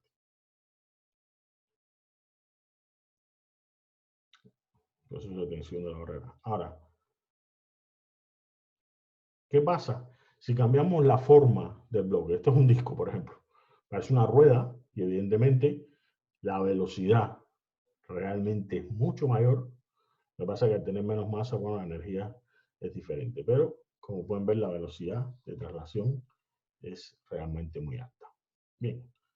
Bueno, simulación 3D. Como dije, se pueden hacer simulaciones desde el punto de vista de obtener las trayectorias más posibles, más probables, y con ello pasar al diseño de las barreras. Esto es un ejemplo y el resultado de los valores de energía máximos y energía media esperados, así como la frecuencia, la altura y la frecuencia que esto ocurre. Se puede simular la presencia de una barrera, es decir, eso está en proceso, es decir, cuál es el porcentaje de bloques que pasan después de la aparición de una barrera en determinados niveles de energía. Y estos son otros ejemplos aportados por distintas posibilidades que tiene el software de analizar la caída de bloques que salen de una zona de origen con distintas trayectorias. Fíjense ustedes que es posible que esta trayectoria se dé, a pesar de que la mayor porcentaje de las esperadas están aquí. Un caso de estudio, como decía, comparativo. Hace unos años, en la carretera Gran Canaria 200, nos dimos a la tarea de analizar cuáles eran las posibilidades para proteger una carretera de acceso único. Y se hizo una evaluación muy simple, donde se comparaba, desde el punto de vista técnico-económico, la posibilidad de colocar terraplenes o de tierra reforzada, etcétera, galerías de hormigón y barreras flexibles. En principio, los terraplenes prácticamente quedaron desechados desde un principio porque no hay espacio para esto. Habría que hacer una excavación muy grande, con lo que esto, tocar el pie del monte, se convertiría en una cosa incosteable. Sin embargo, las galerías de hormigón sí eran posibles desde el punto de vista técnico-económico, lo que pasa es que están limitadas, entre otras cosas, por el valor de energía. Pero bueno, existían las tres posibilidades. En cuanto al espacio, tanto los terraplenes como las galerías de hormigón tienen ocupación alta o completa, y las barreras flexibles se pueden instalar sin ocupación. El rendimiento, pues entre 50 y 70 metros al mes los terraplenes, entre 10 y 20 las galerías y hasta 500 metros por mes de barrera. El impacto al tráfico severo, los terraplenes cerrados para las galerías de hormigón y paso intermitente en el caso de las galerías flexibles. Y en términos de precio, más o menos, pues estamos hablando entre 6 y 10 miles de euros por metro lineal, entre 12 y 15 miles de euros por metro lineal, entre 2,5 y 4,5 miles de euros por metro lineal. Estos son los terraplenes de tierra armada que evidentemente no se pueden colocar por un tema básicamente de espacio. Y esto, pues los falsos túneles son algún ejemplo en Allingsstraße en Suiza. Todavía hay justamente en estos últimos tiempos hay un túnel que está instrumentado, tiene algo de alguna medida de instrumentación adicional, pero en su momento pues son impactos brutales sobre una losa que en algún caso se puede reforzar, pero no es una solución del todo. Bueno, se hizo esto la Gran Canaria 200, observen el paso intermitente, estaban haciendo la barrera y había vehículos transitando. Tipos de barrera desde 1000 kJ hasta 5000, 2,5 kilómetros, alturas entre 4 y 7 metros, la cimentación en roca. Medidas adicionales, pues algún bloque por aquí se sujetó con malla Spider, bloque específico, y la geología era un basalto o tosca volcánica. La simulación en este caso hizo 2D a esa época, hace unos años ya, y la altura era la altura del origen de desprendimiento que fijaba la velocidad. Y por supuesto el tipo de barrera, la energía. Apareció un concepto que es, como esto era media ladera, tratar de proteger solamente el área de la barrera, el concepto de zona de sombra, establecer cuál es la pendiente y altura más eficiente para garantizar que toda la parte de abajo de la barrera estuviera cubierta. Y para eso se hicieron estas simulaciones, cayendo bloques de arriba del todo, de medio tal esto es muy cerca. Si caen desde aquí abajo, se recogen todos. Si caen desde el medio, algunos de ellos pasan, pero pasan por encima y no hay problemas desde el punto de la seguridad de la zona. Y si caen de arriba del todo, pasa más o menos lo mismo. Es decir, que no siempre que todos los bloques, en este caso más del 50% de los bloques no caen en la barrera, pues simplemente es efectiva y es 100% segura. Eso me da algunos ejemplos de esta aplicación del concepto de zona de sombra. En algún caso se puede aplicar, en otro no. Observen que, por ejemplo, en este caso, con un trazado dendrífico, que ahí mismo, pues ese concepto no se aplica. Hay que poner una barrera aquí y otra aquí, porque evidentemente no puedes dejar caer el bloque. Aplicación del concepto, algunas fotos bonitas del emplazamiento, los 2,5 kilómetros donde se desarrolló. Y esto es un pequeño vídeo donde simplemente se ven algunos de los, después desde la vista del conductor, cuáles son pequeños bloques, no muy grandes, algunos de ellos ya de mayor entidad en algún punto, que fueron resultado de esta obra, esta solución. Bien, pasemos pues rápidamente, me queda muy poco tiempo, realmente lo he utilizado mucho, pero vamos a pasar a ver de manera muy rápida 3 tipos adicionales de soluciones de protección contra desprendimiento. Los atenuadores, que son una combinación entre una barrera y una malla de guiado, como esta que está aquí. ¿Bien? Se pueden hacer de diferentes, esto es un ejemplo específico donde la red de atenuación es anular, pero su función es recoger el impacto y guiarlo la de abajo, como se puede apreciar. El bloque cae por aquí, impacta la malla y se guía por ella misma hacia una cuneta de intersección. Su proceso de impacto, guiado y recolección, como se observa. Desde hace muchos años, este procedimiento se ha ensayado. Estos fueron los primeros ensayos hechos en el polígono de San Leonard, en Suiza, y el objetivo era observar cuál es el comportamiento de esta barrera con faldón, es decir, una barrera que impactaba el bloque y permitía reducir la energía y guiar la de abajo hasta otra barrera secundaria o una cuneta o lo que fuera. Eso ha evolucionado mucho, de todas maneras, en los últimos años, a partir del año 2016, se hicieron una serie de ensayos adicionales en la cantera de Nicole Newman Hope en la British Columbia, en Canadá. Este es el sitio de prueba, una vista de la cantera. Aquí tenemos una excavadora que se usó y esta es la zona donde se puso el tren, más o menos. Para ello, bueno, las últimas tecnologías, evidentemente, cámaras de alta velocidad, cámaras diferentes, sistemas de adquisición de datos, sensores de movimiento para colocar en el interior de los bloques y así poder medir. Y bueno, y a partir de ahí se analizaron varios fenómenos. Esto, por ejemplo, hay un par de trayectorias, la trayectoria 1, la trayectoria 2, una en azul y una en roja, que explican diferentes modos que puede hacer un bloque a este tipo de sistema. Puede pasar lo que ocurre con la trayectoria 1, en que después de un impacto el bloque vaya directamente a la superficie de la malla, con lo que el impacto es casi oblicuo y las solicitaciones son prácticamente de desgarradura. Y otro caso, como el caso azul, donde el impacto es de otra índole por la malla. Por ejemplo, este es un caso de impacto, como decíamos, el primero, impacto casi oblicuo, donde básicamente trabaja desgarradura y aquí trabaja apunzonamiento, básicamente. Y hay 2 casos de carga, lo que ocurre en el momento del impacto y lo que ocurre cuando el bloque está yendo hacia abajo. Tipos de suelo, bueno, de acuerdo a las técnicas de modelo digital y en función de la interpretación geométrica del asunto, pues vemos que las áreas horizontales se corresponden con rocas blandas.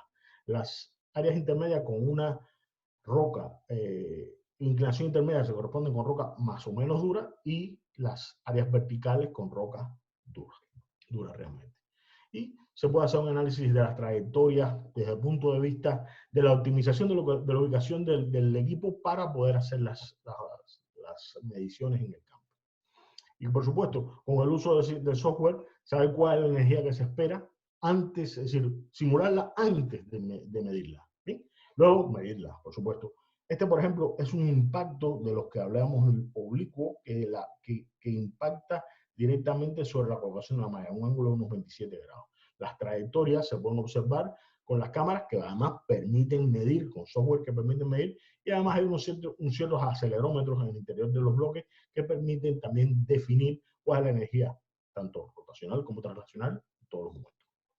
Este es un momento del impacto. Observen que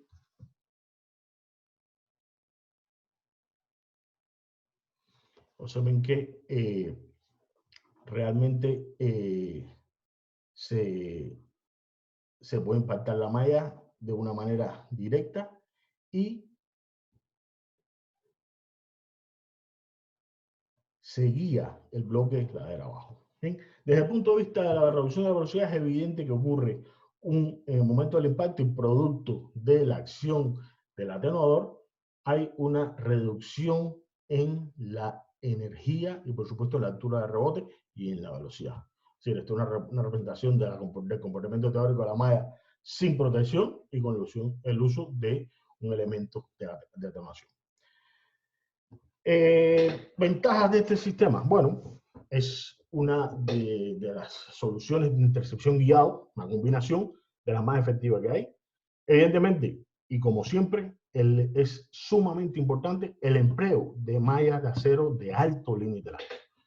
No es necesario el empleo de elementos de frenado, evidentemente. En este caso, todas las solicitaciones se transmiten a partir del trabajo de todos los elementos flexibles y se transmiten dichas solicitaciones a los puntos de anclaje directamente por los cables.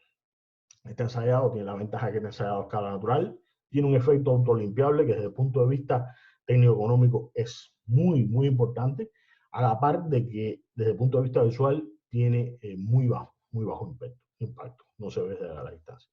Por supuesto, al conocer todo cómo funciona esto, al haberlo medido, al haberlo caracterizado, al saber cuáles son las solicitaciones y el conjunto de combinaciones de carga que se producen, podemos establecer un concepto de diseño desarrollado en colaboración con consulting como Duncan Wild en Canadá y el departamento técnico nuestro. Y entonces, a partir de ello, pues se puede establecer un sistema de dimensionamiento para poder caracterizar y definir de forma clara cuál es la solución. Bueno, la malla habíamos visto, es muy importante que sea elemento fundamental, cargas dinámicas y capacidad de soportar cargas dinámicas y ser muy ligero al mismo tiempo. ¿Sí? Es un elemento flexible, cuasi transparente y es muy importante en cuanto a la reducción de los costes de mantenimiento porque se autolimpia. Sistemas de anclaje como los que habíamos señalado y el efecto de autolimpieza garantiza que los bloques lleguen abajo en el sitio de la limpieza de una manera más fácil posible. Con lo aprendido en los ensayos a escala natural, se puede conseguir cuáles son los parámetros de diseño y se puede verificar con un software que en el momento está en proceso de diseño, prácticamente hecho para estar a nivel interno, pero próximamente estará disponible para todos una herramienta de dimensionamiento que permite definir estos valores. El control de la corrosión es el mismo que habíamos visto en las barreras, no hay por qué ir más a detalle, algunos ejemplos de posible emplazamiento, si una recreación tridimensional de dónde puede colocar. Esos son los elementos básicos de observación y la presencia la no necesidad de elementos de frenado para transmitir la solicitación en este caso. Otro de los productos importantes desarrollados en los últimos tiempos o dimensionados en los últimos tiempos son los deflectores. Esto prácticamente es una barrera muy similar a las barreras que habíamos visto, barreras dinámicas, pero con la diferencia esencial de que la malla está colocada en la dirección de los anclajes, con una cierta inclinación. Su objetivo es deflectar, es desviar, provocar que el bloque se autolimpie. Bien, y una serie de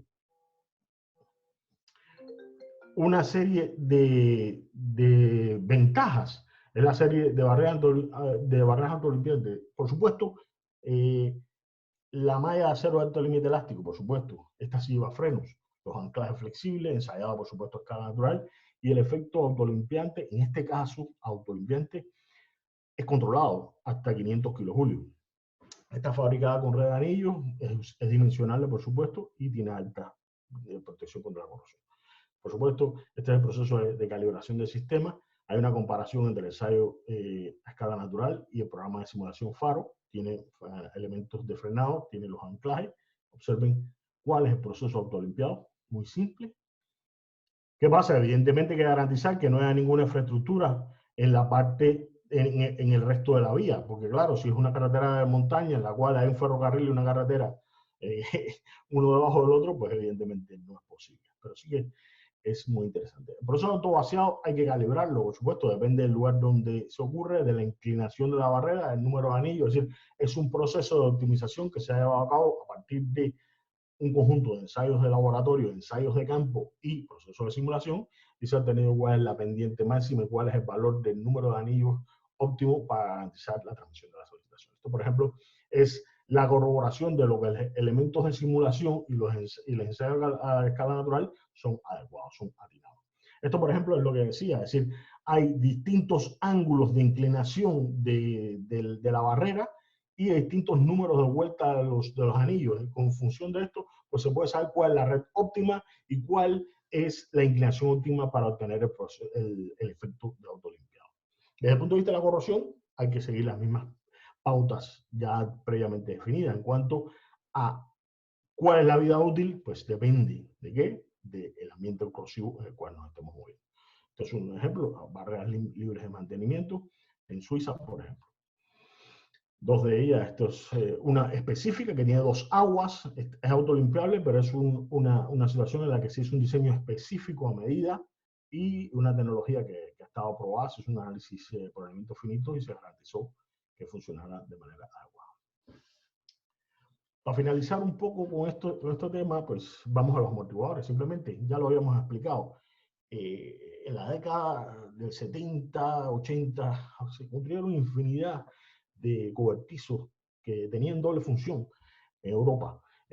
Una de las funciones fundamentales era contener o dar paso a las avalanchas de nieve. No contenerlas, porque es muy difícil contenerlas, sino guiarlas por encima de la carretera y permitir el paso en falso túnel de los vehículos. Y lo otro, por supuesto, protegerse contra el desprendimiento rugoso. Como hemos visto, estas galerías están limitadas desde el punto de vista energético, a unos 3.000 kilojulios como mucho. Luego ocurrió la idea de combinar las mallas de alambre de alto límite elástico con ciertos elementos reciclados, como pueden ser el vidrio celular o neumáticos utilizados, para aumentar la capacidad de distribución de solicitaciones en la parte superior de una losa de hormigón. Bueno, la red de alambre de acero de alta resistencia es una protección muy ligera, está ensayada a escala natural, es un sistema que es dimensionable, por supuesto, siguiendo la normativa ASCA suiza, muy interesante. Está protegido por la otra corrosión desde el punto de vista corrosivo y con la misma filosofía de los elementos anteriores, y es una solución muy amigable con el medio ambiente, en tanto en cuanto se pueden utilizar neumáticos usados o vidrio celular. Observen, aquí hay dos tipos, uno es con vidrio celular, un ensayo en Ballastine, y otro es con neumáticos utilizados. ¿Vale? Bolsas de Deteco G65, y estos son capas alternas de Deteco G65 para reforzar las galerías de hormigón. Observen que este es el procedimiento del ensayo, y es una cosa muy ligera y realmente es una posibilidad de darle una segunda vida útil a estos elementos de una manera realmente eficiente. Siguiendo lo que explica la normativa o la directiva ASTRA suiza, se puede establecer solamente con ensayos de campo, ensayos a escala natural, cuál es este coeficiente de amortiguación para poder obtener cuáles son los valores para garantizar cuál es la distribución de las solicitaciones una vez impactan. Para ello se hacen una serie importante de ensayos a escala natural que puede permitir dimensionar, puede permitir calcular cuál es la fuerza y cuál es la distribución de esta solicitación en un área encima de la losa de un falso túnel y garantizar la amortiguación. Bien, esto es un ejemplo también en Alemania, y desde el punto de vista de la corrosión, lo mismo que habíamos señalado. ¿Vale? Prácticamente la forma de izarlo se puede hacer con helicóptero, se puede hacer básicamente con una grúa de gran tonelaje y ya. Para finalizar, una pequeña pincelada sobre el monitoreo. Aplicando las últimas técnicas de transferencia de información o las nuevas tecnologías, o sea, estamos en proceso de desarrollo, prácticamente está, de varios elementos. Estos se llaman smart boxes, son unas cajas que permiten la medición de algunas cosas: temperatura, humedad, aceleración y nivel corrosivo. Estos sensores se colocan en las barreras, se transmiten datos a partir de una puerta enlace que está conectada a Internet, donde hay una base de gestión a la cual se puede acceder o el cliente o GeoGroup y establecer valores de alerta temprana, alarmas, datos ambientales en cuanto a nivel corrosivo e información para mantenimiento. Y bueno, GeoGroup puede estar atenta a estas propias alertas, a obtener valores estadísticos y evaluar el funcionamiento del sistema. Por supuesto, todo esto va copiado, es decir, está con copias de seguridad en otra parte de la nube. Ya hemos desarrollado varias versiones. Hoy día está la versión 3, que es un dispositivo IoT, Internet de las Cosas, cuya batería dura de 7 a 10 años y que hay la posibilidad de enviar información a una plataforma y tener, ¿no? Como ha ido evolucionando esto primero, bueno, ya esta es la última de las versiones, y tener información sobre lo que dijimos. Básicamente temperatura, humedad, aceleración, movimientos y corrosión, lo cual es sumamente importante para evaluar qué es lo que está pasando. En caso de un movimiento, pues saber poder actuar o poderlo combinar con un sistema de señalización adecuado. ¿Bien? Esto es una de las barreras que, en una de las barreras antiguas, en Foral Negre, en Andorra, hemos instalado una serie de ellos y tenemos conocimiento de lo que está pasando. Es un sitio con mucha frecuencia de desprendimiento y con unas posibilidades de observación importantes. Todo esto está en proceso de observación, de desarrollo y a partir de ya pues estaremos en disposición de poder ofertar al mercado este tipo de solución. Hasta aquí mi intervención. Siento lo larga que ha sido, un poco más de 1 hora y 20 minutos. He tratado de resumir todos los elementos en estas 4 grandes soluciones de medidas de protección. Son las barreras, los atenuadores, los amortiguadores y los deflectores. Con un poco de detalles de cada uno de ellos y las ventajas que su uso presupone. Sin más, le doy la palabra a mi colega Javier Zúñiga, que va a explicar un poco sobre proyectos específicos que hemos llevado a cabo con barreras de protección contra desprendimiento en la geografía mexicana. Javier, por favor. Sí, muchas gracias, doctor Fonseca. Excelente presentación. Simplemente me gustaría agregar que este tipo de barreras de protección contra caídos de rocas tienen alturas que pueden ir desde los 3 metros hasta los 12 metros de altura y pueden retener una energía hasta de 10,000 kilojoules, que traduciéndolo de otra manera, significa que podrían detener una masa de 25 toneladas a 100 kilómetros por hora. Obviamente, esta energía pues está regida por 2 parámetros, que es la masa del cuerpo y su velocidad. Si esa masa no alcanza los 100 kilómetros por hora, puede incrementarse la masa, quizás a 30 toneladas, a 28 toneladas, absorbiendo esos mismos 10,000 kilojoules. Y bueno, ya pasando un poquito más a lo que hemos hecho aquí en México, les presentaré algunos proyectos en los cuales hemos trabajado y en los que actualmente estamos participando. La que sigue, por favor. La primera barrera que fue instalada aquí en México fue en el año 2007. Es una barrera de 250 kilojoules, tiene 40 metros de altura y, 40 metros de longitud y 4 metros de altura. Esto está en la carretera México-Tuxpan, frente a un costado del vaso de la presa Necaxa. Básicamente, bueno, aquí tenemos una problemática que durante la temporada de lluvias, bueno, hay un arrastre de material que obstruye la carretera o suele invadir la carretera, provocando accidentes. Con este sistema, bueno, se retiene todo este material, se llena el recinto de captación. Por un costado puede entrar una retroexcavadora, retirar ese material y vuelve a funcionar la barrera. Después de unos cuantos años que fue instalada esta barrera, hubo un desprendimiento, una falla de talud al inicio de la barrera, Sin embargo, obviamente esta barrera no fue diseñada para retener este tipo de fallas. Sin embargo, funcionó en la zona donde el material fue captado por la barrera. Bueno, pues se llenó prácticamente casi en toda su altura. Y en la zona donde no había barrera, bueno, sí hubo unos problemas ahí con los bloques que invadieron la carretera. Pero bueno, al final, aunque haya sido una parte de la barrera, pues funcionó muy bien reteniendo todo el material. La que sigue, por favor.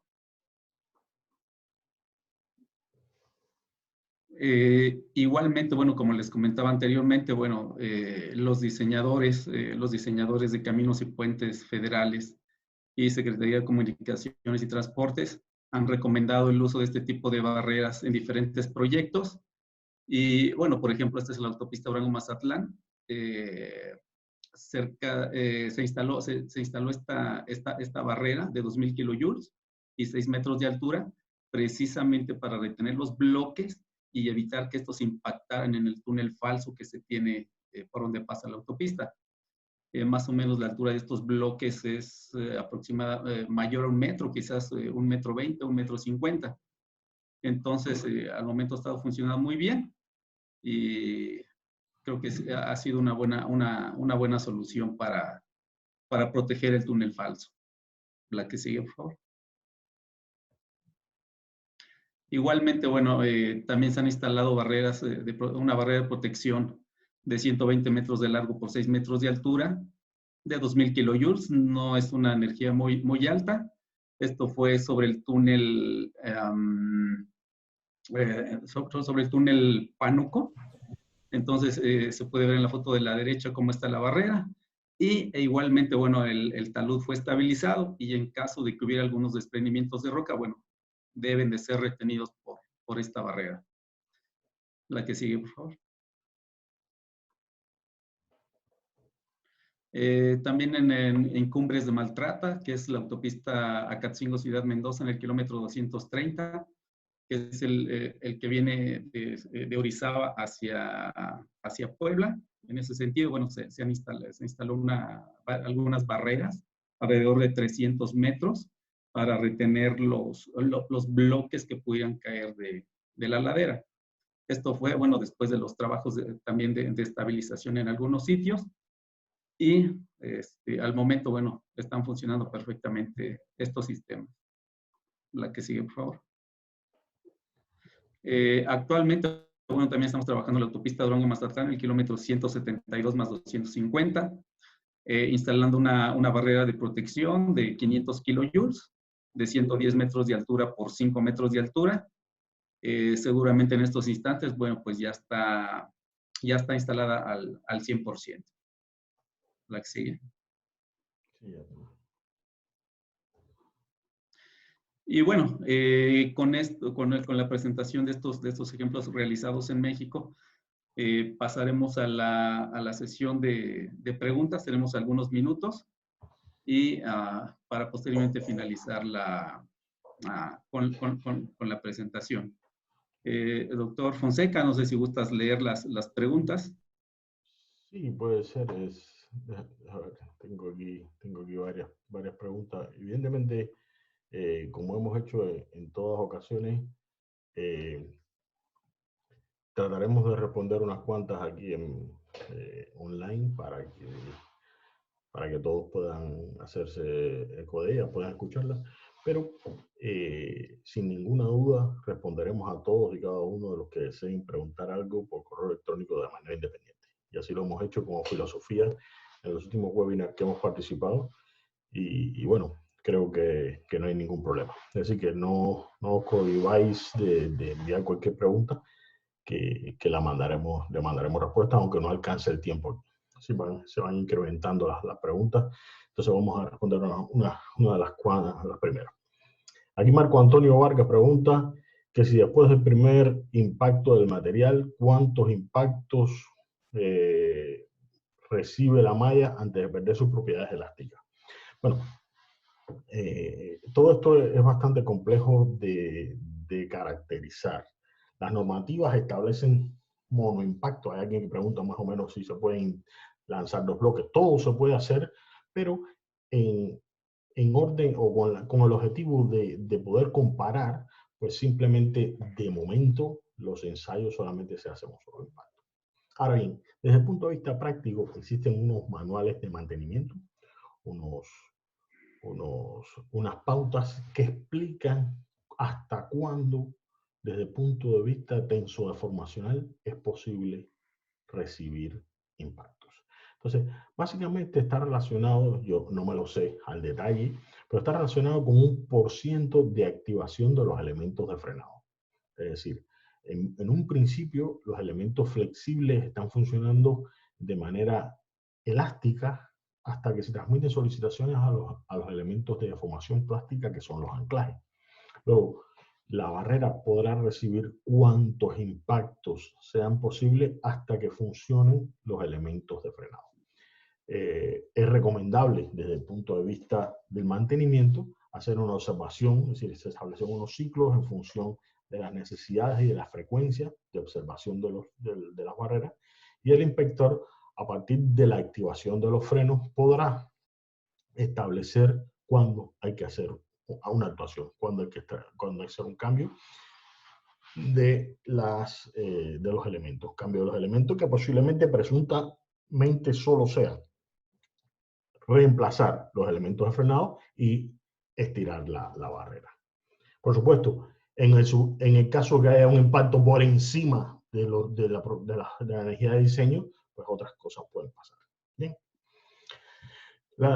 María Paula Flores pregunta que si en los ensayos de caída libre solo se considera un bloque, ¿cómo pueden modificarse los parámetros? Efectivamente, bueno, sí que hemos hecho algunos ensayos de bloques simultáneos. Lo que pasa es que hay que lanzar dos bloques. Los elementos de lanzamiento que se disponen a fecha de hoy no están preparados. Si no puedes poner dos grúas, no puedes es difícil hacer estas cosas en los ensayos a caída libre. Sí que se ha hecho y se está haciendo hoy día. En Suiza, por ejemplo, se están haciendo en esa ladera que hemos visto con los bloques que mostré, que lanzaron un bloque regular y luego un disco, pues ahí se están haciendo ensayos de varios lanzamientos simultáneos, pero con rodadura, de manera tal de poder obtener un poco de información de ese tipo. Es decir, estos presupuestos son importantes porque hay combinación de solicitaciones que son interesantes llevar a cabo, impactos en lugares específicos, pero no está normado, efectivamente. Es decir, a pesar de que es una cosa posible y probable, no está normado. Si bien es cierto que es muy complicado desde el punto de vista de la caída libre hacerlo. Se puede hacer en otra condición.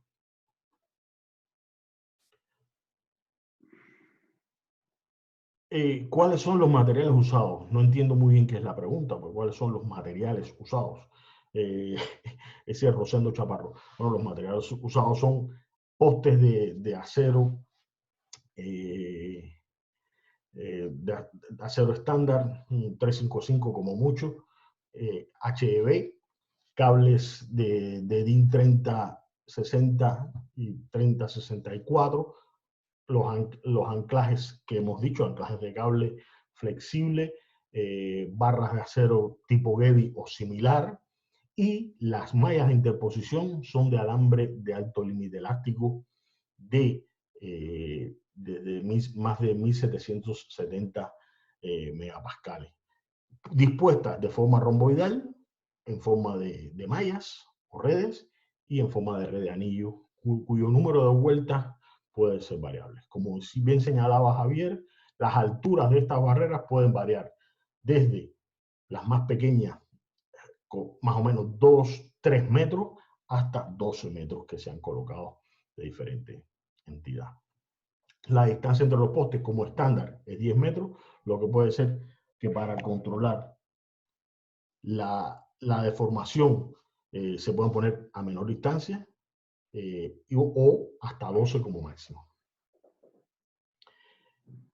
Me dicen por aquí que hay tiempo para alguna pregunta más.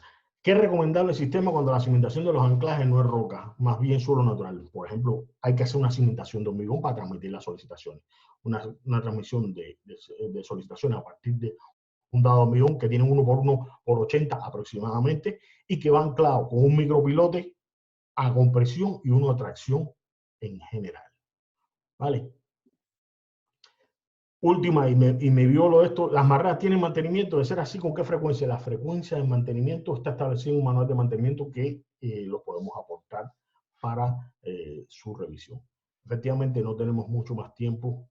Yo agradezco enormemente la participación y, por supuesto, todas las preguntas que están haciendo, que se han incrementado, y haremos llegar la respuesta a todos y cada una de las personas que han preguntado.